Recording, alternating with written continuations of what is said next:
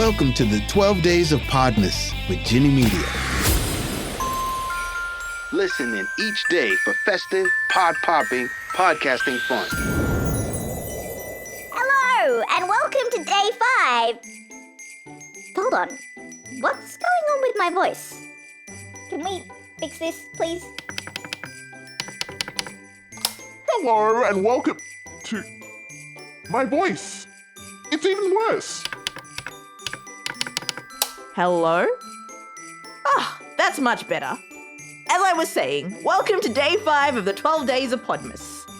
You know, all these sound issues remind me of the importance that we need to place on the podcast audio and recording process.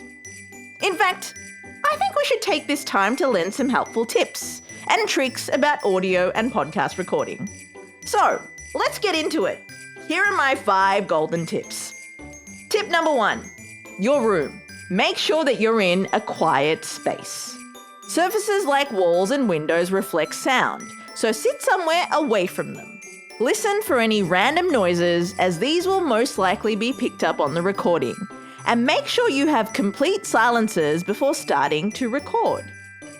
Tip number 2, record yourself and your guest on separate channels. Now, this is a really important part because some guests may have booming voices, while others may almost speak in whispers.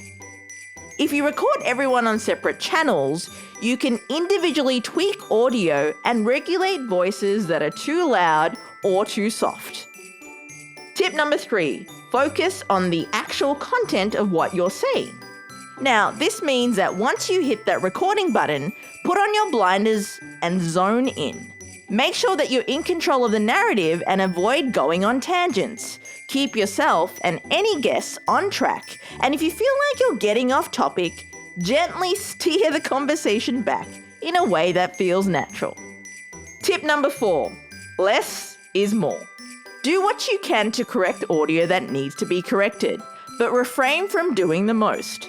Every audio adjustment you make will leave a mark, and if you do this excessively, it'll be apparent in the audio signal. Tip number 5. Now, this applies technically to post-recording, but we're going to include this one in here too because it's pretty important. Let's talk about show notes. Good show notes that focus on SEO optimization are a great way to garner new listeners as well as keep current listeners engaged. Focus on creating useful show notes, ones that give a good overview of content and provide information that the listener needs, like links to resources mentioned in the episode, social media platforms, contact information, etc., etc. So there you have it, 5 golden tips to have your podcast sounding crisp and clean. Your listeners' ears will thank you.